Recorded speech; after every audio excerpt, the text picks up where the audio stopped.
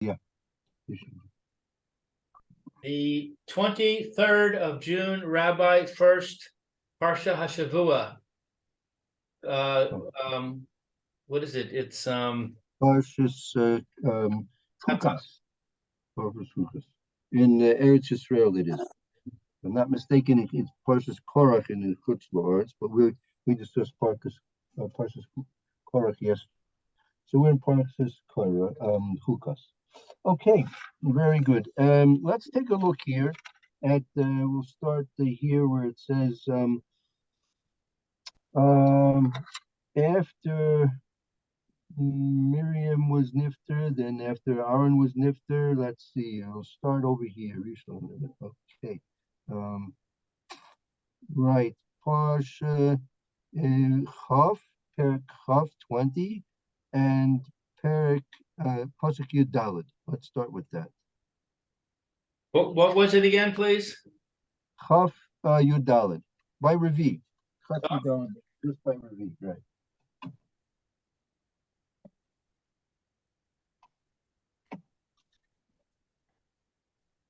Oh, the start of the Revere, yes. Yeah, right by Ravi. Mm. Okay, let's read the psuk. Let's go through the psukim, then we'll go through some Rashi's, and then we'll begin to focus on the points we want to discuss. Okay. Should I read?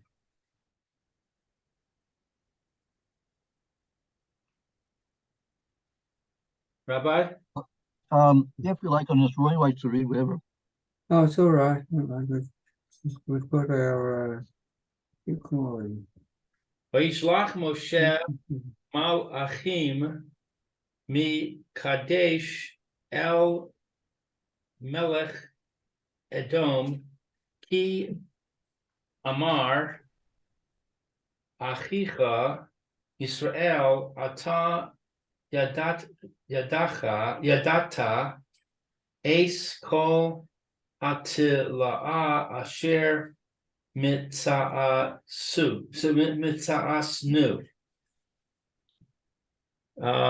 Moshe sent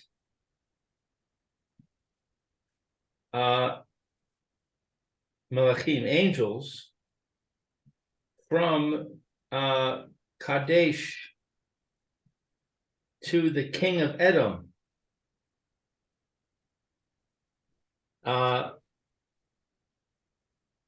So said your brother Israel. You know all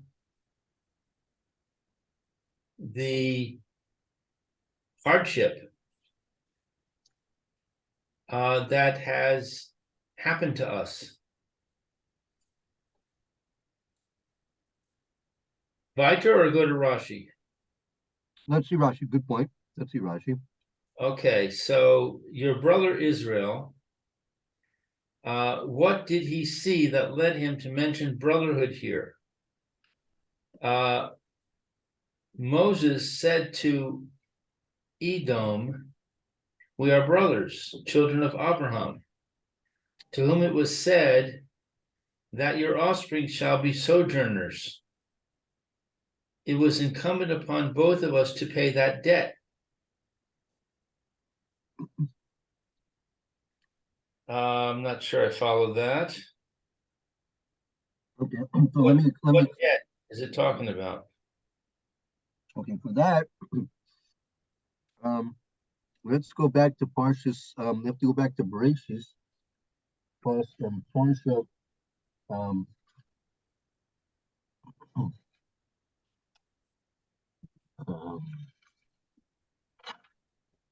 Yeah, I'll tell you where it is. Parsha to be Lech Lecha, if I'm not mistaken. Parshas Lech Lecha. Go to Parshas Lech Lecha. Okay, I'm there. Let's see. So.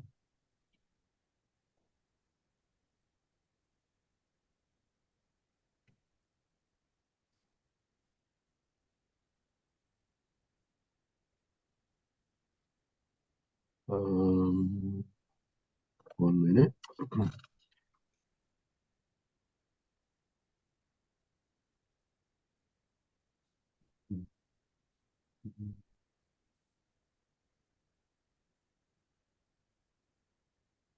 Right.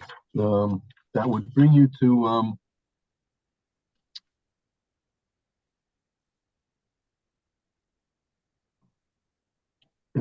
Pasuk, chapter Tesvav, Pasuk Yud Gimel.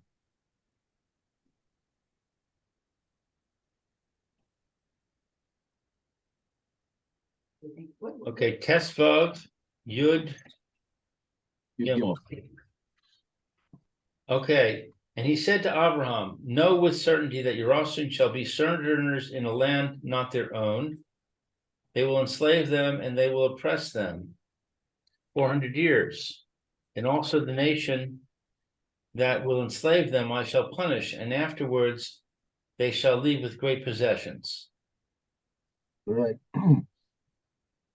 So in this promise of the Kadosh Baruch Hu to Avraham Avinu said, "Ki ger yeh zarecha be'eretz lo lechem." Zarecha. So zarecha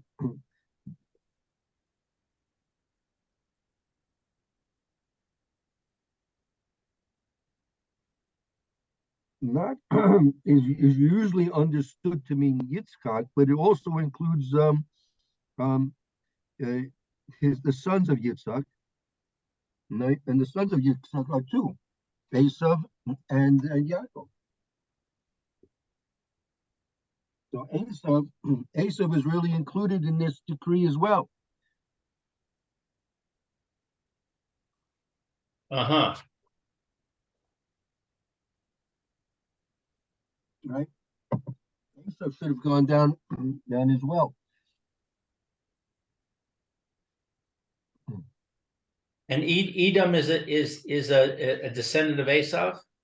Yes, that's for sure. Yes, definitely.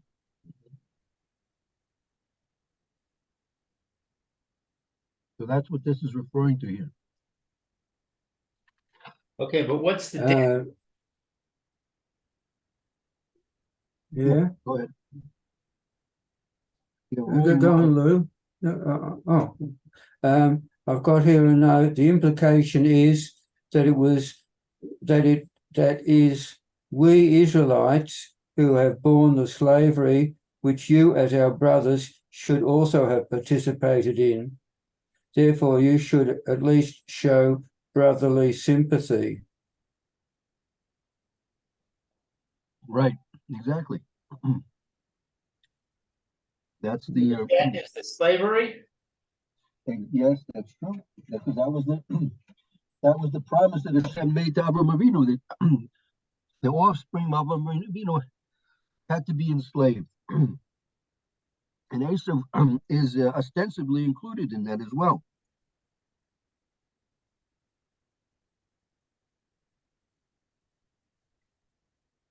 Okay. So back to Rashi. You are aware of all the hardship. This is why your father parted from our father. So we're talking about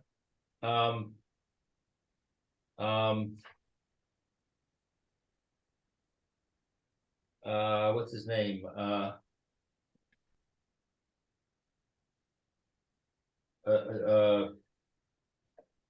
was Esav. Lavan. No, what's the one that parted from Abraham? He went to Sodom. No, that would be Lot. That would be, no, I'm not sure. No, I don't think. Lot.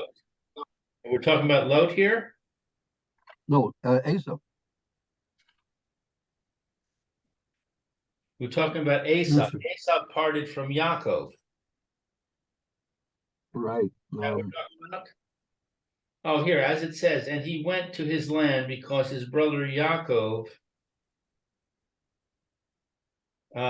which means because of the promissory note which was put upon them, i.e., that both of them were obligated to pay, and he put it upon Yaakov.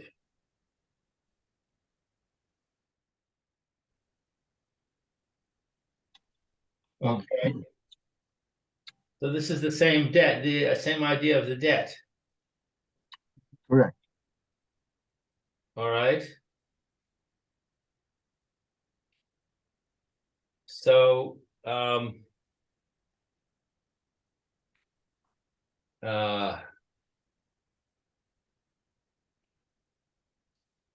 so basically Moshe wants to take the Jewish people to the land of Edom. So he says, you're our brothers, and you owe us a debt because we suffered the slavery and you didn't. Exactly. Very good. Okay.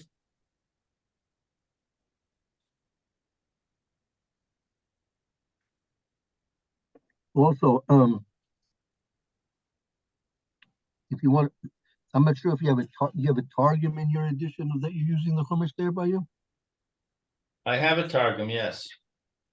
So, so in Pasuk Yudalid, Yisrael Moshe Malachim, right? So Malachim, as you read, simply meaning they he sent angels. So if you look at the Targum, Yudad Ushlach Moshe is Dagidim. His Dagidim are like messengers. Uh-huh. Yeah. So we'll see Rashi. Rashi's gonna maybe mention the point here as we go on in the next Rashi's. Hold on. Let's see further.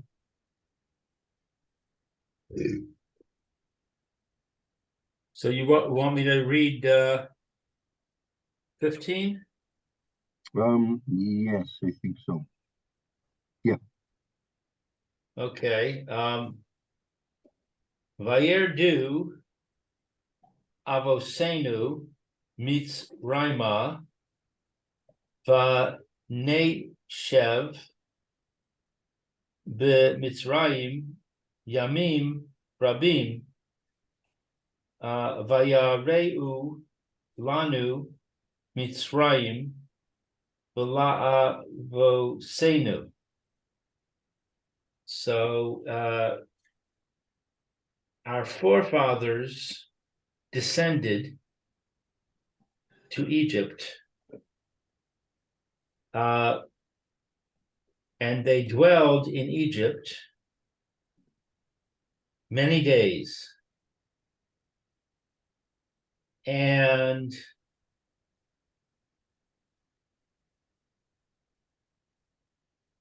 the Egyptians did evil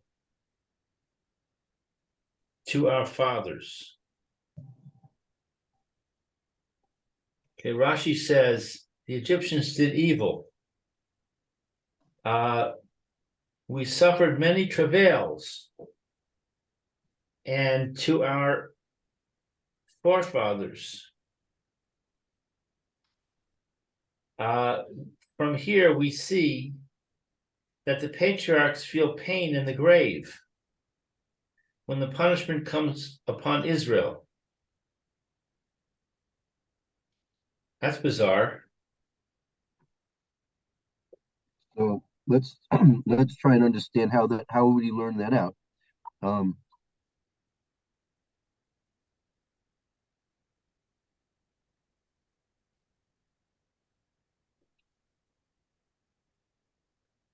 Well, I was saying because it says what did Moshe Rabbeinu mean, right? It says again, "V'yardu avosenu Mitzrayim." Our forefathers went down to Mitzrayim. When they have been Mitzrayim, they dwelt in Mitzrayim many days, a long time. V'yiru lanu Mitzrayim avosenu. So, what's this extra word lavosenu? That what they did bad to us and to our forefathers. What does it mean that they did bad to us and our forefathers?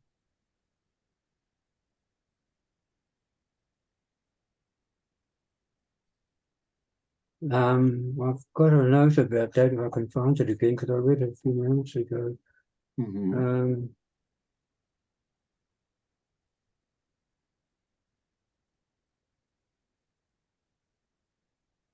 Hmm.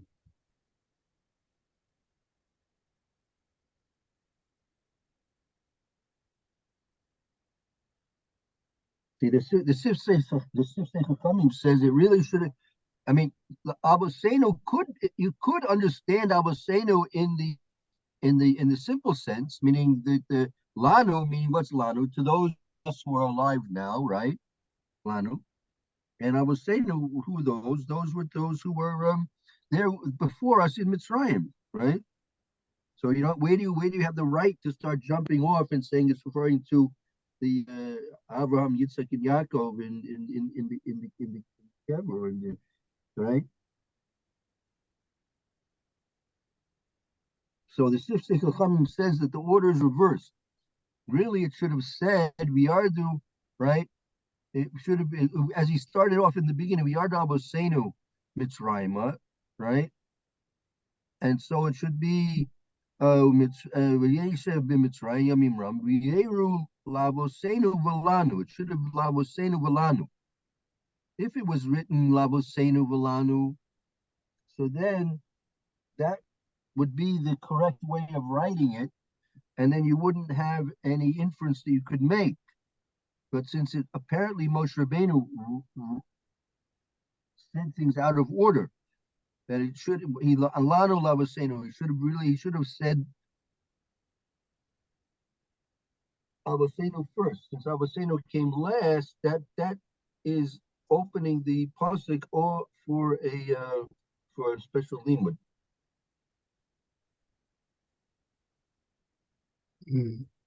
It says here, if the text meant they did evil to our fathers in Egypt, it should have stated Lavosenu Velanu. Right. This was a warning to Adam. Hashem always answers our prayers for assistance. That's those who will use us.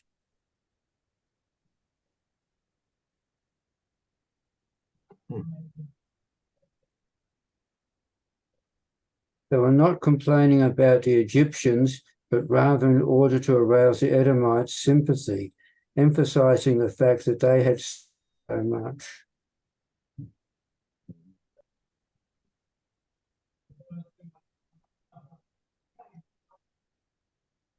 I can't see where it says something about the extra word.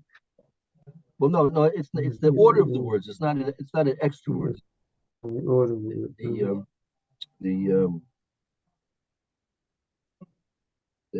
the order of the words.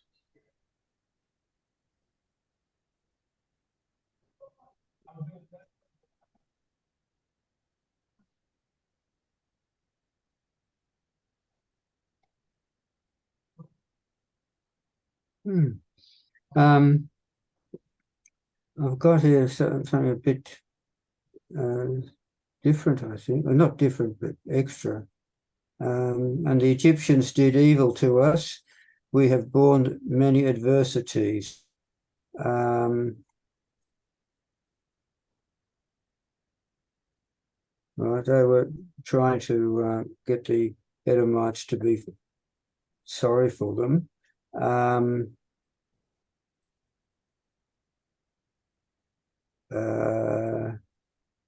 I've lost it. We have borne many adversities. Valavosenu, they did evil to us and to our fathers.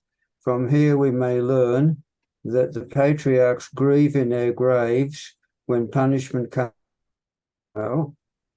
compared in Tanakh.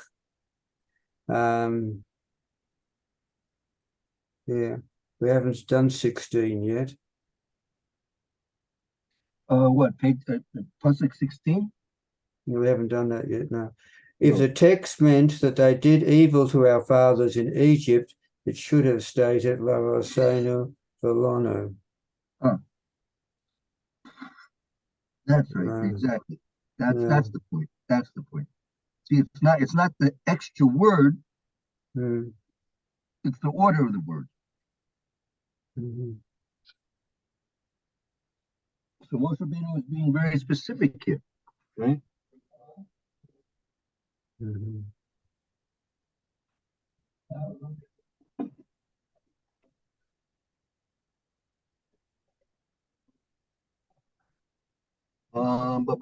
Let's see. Okay.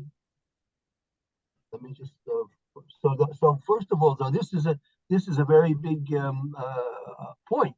I mean, you see that the Avos, meaning Avram Avinu, Yitzchak Avinu, and Yaakov Avinu, when there's trouble for their offspring, they're troubled. They're not at ease. They're not at rest. Mm-hmm. What could that possibly mean? Why should that be? Should there be such a connection?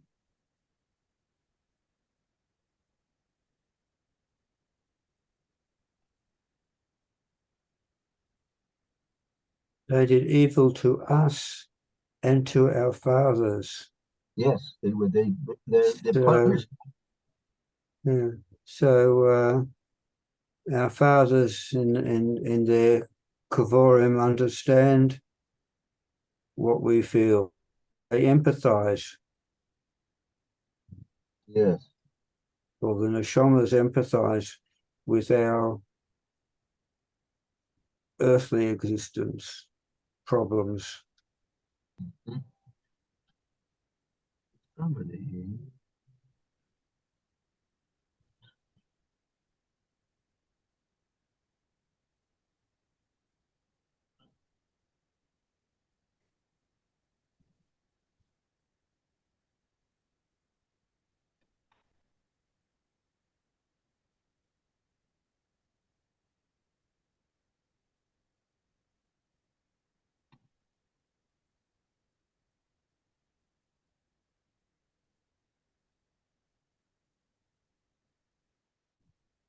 Yeah, there's one particular pasuk here. I'll identify him for you if you want. Rav Natan ben Amram Geshechtner was born in 1932, Hungary. That's when we got married. 1932. Oh, I'm 32. I thought you said 72. Sorry. That would be that would be a record. That would be a record there, right there. Bez Hashem, so he writes that he's bringing this down to our level, to our situations here. That it's based on this Rashi. He's learning it's not simply. You might think that perhaps the Avos, meaning Avram Avinu, Yitzchak Avinu, and Yaakov Avinu, being on their high level, on their high madrigas, perhaps they have a certain extra sensitivity to the occurrences, what happens to their offspring, right? And by the way, let's just stop and say also we should mention if I'm willing to step out on a limb a little bit and say this, that if we see that the forefathers are in distress over the bad things that happen to their offspring, I'm willing to say that when their offspring are having good things, simchas, they are in joy over that. Do you think we can say such a thing like that, Roy? I think so. It seems reasonable. Well, a coin also always has two sides. So yes. Yeah, as a matter of fact, there's a minhag by weddings. There's a what? There's a custom amongst us that by weddings that they actually go. Some actually go to the base chorus, yeah, and they actually invite the forefathers, the previous generations, to come and share the event with them. And not only that, it's actually written in the various svarim that in fact they do come at the time of the chupah from Gan Eden, where they are happily sitting and they come to join in the celebration of the wedding of their offspring. And that's one reason, by the way, that why is it that a wedding seems to be such an emotional event, right? It's it's almost a shame. Let me put it this way: it's almost a shame that you have to have all the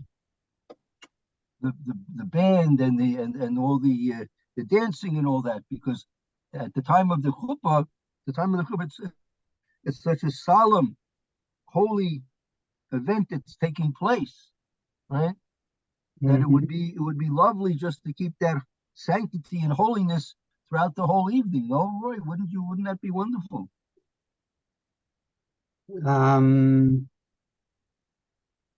I don't know, because people want to express their joy and to keep it holy and saying that you have to suppress some of your instincts, which doesn't seem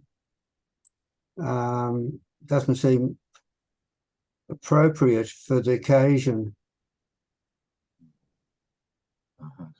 So it's better they start drinking the whiskey and start the band playing, right? Oh, there's a balance. There's a balance. I'm saying that facetiously. I agree with you. I agree with you that but that moment of time that's so solemn and so holy, that yes. because it's so holy and so sanctified that even those forefathers are interested in wanting to come to join in that event. I don't think the forefathers are interesting to come and get the breakers and the schnitzels so much. No, I don't think it's interested at all, ever. Probably not. Until they're Gilgal, then they will. Yeah, then that'll be fine. But so you do see that it's a very special time. A very special time. I'm sorry, I didn't hear that. You see, it's a very special time, and it should be used appropriately. Yes.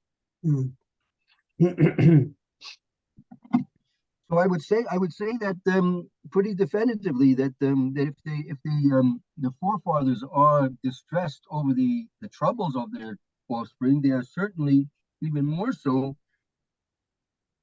rejoicing with the joy of their offspring. No, I think we can say that very definitively. Yeah. Very good. So we are actually working the other way around from the other end. We are responsible for the well-being of the neshamas of our forefathers. That's right. That we should realize that what we're doing is having effects, not only in this world, but also has effects in the next world as well.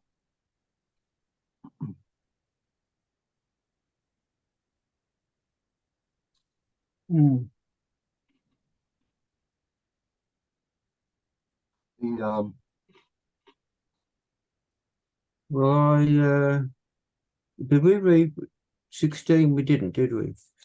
No, we're about to, though, if you like. All right. Would you like me to carry on? Yeah. Please go ahead. 16 is Tesvov. Is that right? No, Tezayin. Tezayin, sorry. Tezayin. V'nitzak el Hashem v'yishma kolenu v'yishalach malach v'yotzienu mimitrayim. Sounds Pesachdik. V'hinei anachnu b'kodesh ir Katsei Gavulecha. Very good, right? Givulecha, your border. Right. And when we cried unto the Eternal, he heard our voice and sent a messenger and has brought us forth out of Egypt. And behold, we are in Kadesh. Did I read all of that in Ivrit? A city on the extremity of thy boundaries. Oh, Yes, right. yes. Now, I've got a slight problem here. And when we cried unto the Eternal, he Right. heard our voice. Who's the he? That's a Kadosh Baruch Hu. So here it's got a small h. So it Really? must be an editor's an error. Oh. Oh. Is that right? And yeah, I mean, that is, no, it should be a capital H, I would think. I'm sorry, I didn't understand what you said. It should be a capital H. Yes, yeah, I think so too. I'm going to alter it. There we go. There you go. You'll be the chief editor of the revision committee. All right. He heard a capital H now. And if you're going to rub out my alteration, you'll be rubbing out the printed word as well, because I did it in biro. All right. So when we cried out unto the Eternal, he heard our voice and sent a messenger and has brought us forth out of Egypt. So the messenger was obviously Moshe Rabbeinu. Right. So if you have the Rashi here, this is a very important Rashi as well here. The Rashi says 16, where the 15?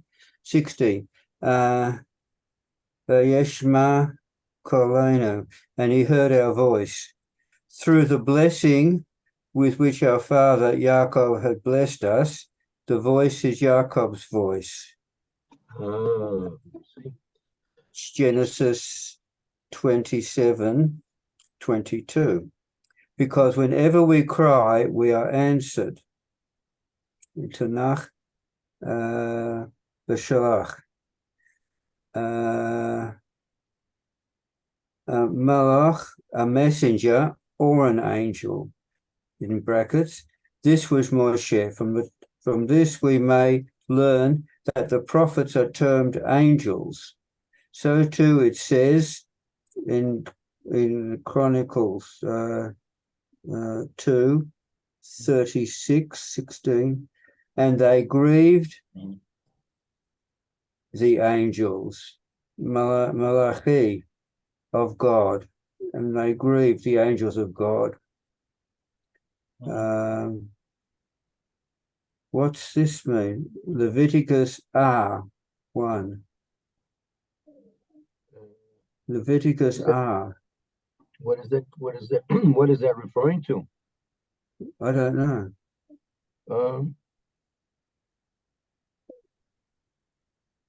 Wouldn't that say Rashi if it was Rashi? Maybe he's possibly referring to Rashi. Again, tell me, read that one more time. What is it referring to, that footnote? That and they grieved the angels, the Malachi of God. And in brackets as a reference got Lev dot capital R dot 1 close the brackets. Not sure. That must be a reference to a source. Anyway, that's what it's got there. Okay, very good.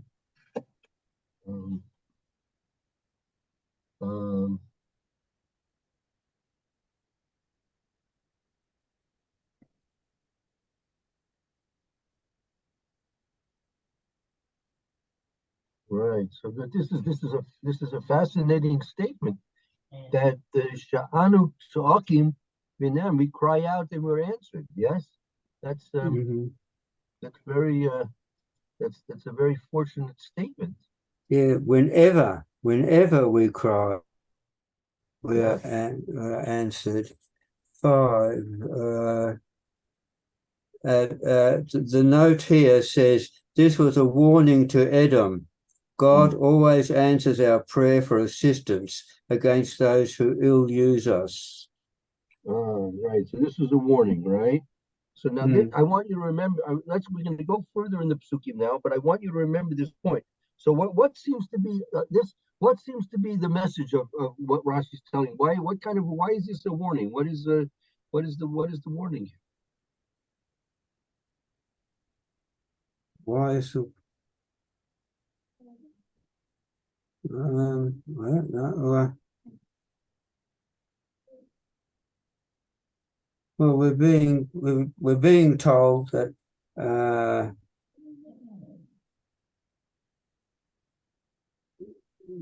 that throughout history, Hashem has heard our forefathers, and he always does something to help us.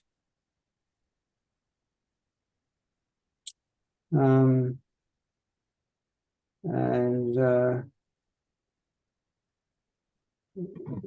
that's part of it comes through comes out that we are helped through what we do. Right. That meaning that we call out to Hashem. When we call out to Hashem, that's our help. That's our help. Yeah, that's our help. All right. So everything's going to be fine, right? Everything's going to be fine. Met Hashem. That's Hashem, correct? Mm-hmm. Okay, but let's see. I think I have a little bit of a problem with one of the two psukim coming up. Let's see. Let's continue on with the psukim. All right, 17. That's Yud Zayin. Yes. Yes. Na Abero. Na. Yes. Ba'atsecha lo na'avo. B'sodeh. Uvecherem. Velo nishte me. Me ba'a derech hamelech nalech lo nite yamin usamao ad asher na'avo guvulecha. Let us pass, I pray thee, through thy country. We will not pass through the fields or through the vineyards, neither will we drink of the water of the wells. We will go by the king's highway. We will not turn to the right nor to the left until we have passed thy boundaries. And let's continue on in the psukim. Yud Ches, V'yomer Elov Edom lo sa'avo bi pech b'cherev eitzei likro secha. And 18 says, and Edom said unto him, thou shalt not pass by me, lest I come out towards thee with the sword. That's a friendly greeting, yeah. That's what? That's a friendly brotherly greeting. Yes. No, it's not. All right. Yud Tes. Yomeru Elov B'nai Yisrael B'masilo na'aleh ve'im mamecha nishte ani umiknei v'nasolti michrom rak ein dovo v'ragalei evera. 19. And the children of Israel said unto him, we will go by the highway, and if I and my cattle drink of the water, then I will pay its price. I will only, without doing anything else, go through on my feet. Why something I have a little bit difficulty with is why was Moshe Rabbeinu pushing the point? They already said no.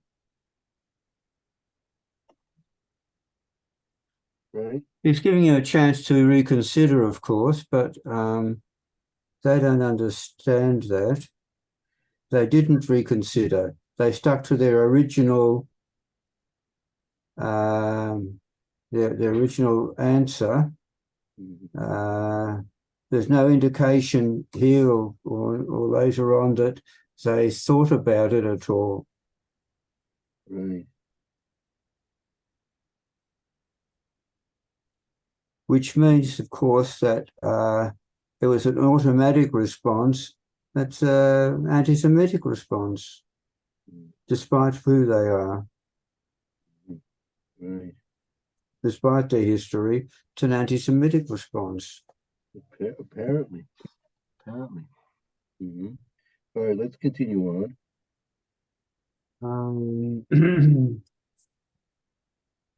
All right, Kof, 20.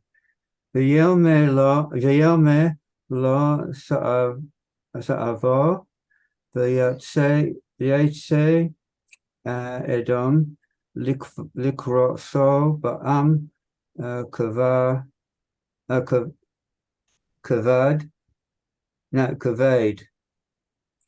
uveyoch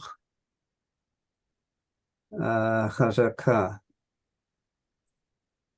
And he said, thou shalt not go through. And Edom came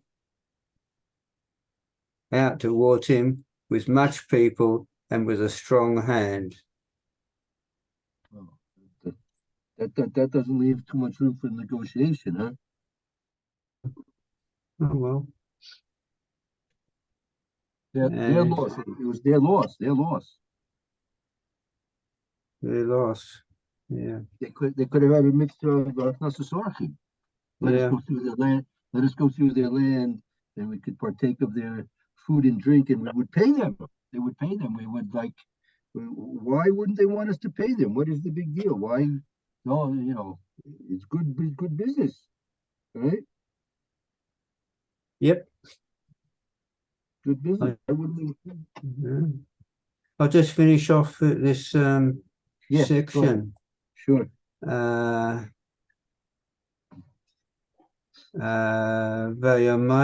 Vayamain Edom Nosein Es Yisrael Avar Bigavulo V'yet Yisrael.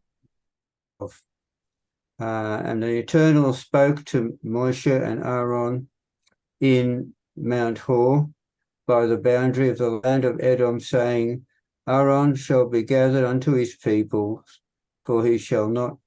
Oh no, I didn't say that, did I? No, that's something else. Yes. So, and the children of Israel, even the whole congregation. So, hang on. 21. Thus Edom refused to give Israel passage through his boundary, wherefore Israel turned away from him, and the children of Israel, even